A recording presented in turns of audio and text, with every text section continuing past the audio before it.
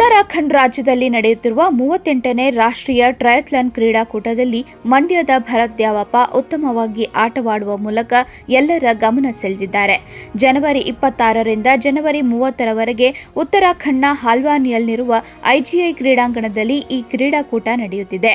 ಈ ಕ್ರೀಡಾಕೂಟದಲ್ಲಿ ಮಂಡ್ಯದ ಭರತ್ ದ್ಯಾವಪ್ಪ ಅತ್ಯುತ್ತಮ ಆಟ ಪ್ರದರ್ಶಿಸಿದ್ದು ಜಿಲ್ಲೆಯ ಜನರಿಗೆ ಗೆದ್ದು ಬರುವ ಭರವಸೆ ಮೂಡಿಸಿದ್ದಾರೆ.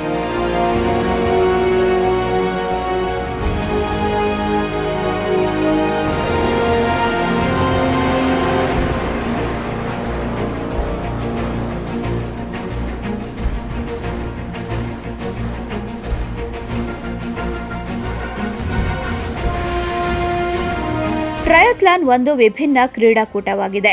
ಈ ಕ್ರೀಡೆಯಲ್ಲಿ ಕ್ರೀಡಾಪಟುಗಳು ನಿರ್ದಿಷ್ಟ ಸಮಯದಲ್ಲಿ 3 ಕ್ರೀಡೆಯಲ್ಲಿ ಭಾಗವಹಿಸಿ ಗುರಿ ಮುಟ್ಟಬೇಕಿದೆ.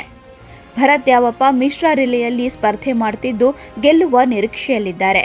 ಈಗಾಗಲೇ ರಾಜ್ಯದಲ್ಲಿ 2ನೇ ರ್ಯಾಂಕ್ ಹಾಗೂ ರಾಷ್ಟ್ರದಲ್ಲಿ 14ನೇ ರ್ಯಾಂಕ್ ಪಡೆದಿರುವ ದ್ಯಾವಪ್ಪ ಭರವಸೆಯ ಆಟಗಾರರಾಗಿದ್ದಾರೆ.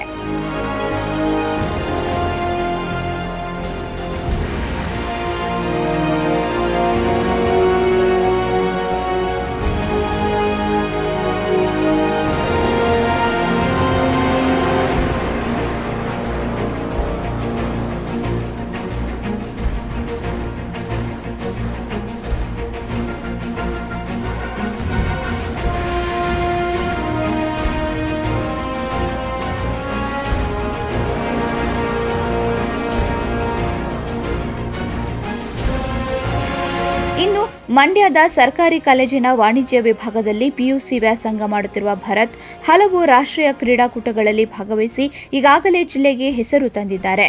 2022ರ ಸೆಪ್ಟೆಂಬರ್ನಲ್ಲಿ ಉದಯಪುರದಲ್ಲಿ ನಡೆದ ಕ್ರೀಡಾಕೂಟದಲ್ಲಿ 3ನೇ ಸ್ಥಾನ ತಮ್ಮದಾಗಿಸಿಕೊಳ್ಳುವ ಮೂಲಕ ತಮ್ಮ ಸಾಧನೆಯನ್ನು ಮತ್ತಷ್ಟು ಖಚಿತಪಡಿಸಿದರು.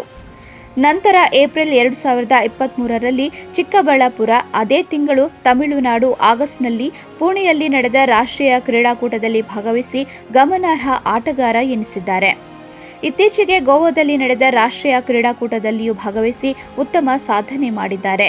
ಈಜು, ಓಟ, ಸೈಕ್ಲಿಂಗ್ ಒಳಗೊಂಡ ಈ ಟ್ರಯಥ್ಲಾನ್ ಕ್ರೀಡೆಗೆ ಆರಂಭದಲ್ಲಿ ಚೆನ್ನೈನಲ್ಲಿ ತರಬೇತಿ ಪಡೆದ ಭರತ್ ಈಗ ಈಜಿನ ತರಬೇತಿಯನ್ನು ಮಂಡ್ಯದ ಪ್ರತಿಷ್ಠಿತ ಪಿಇಎಸ್ ಈಜುಕೊಳದಲ್ಲಿ ಪಡೆದಿದ್ದಾರೆ.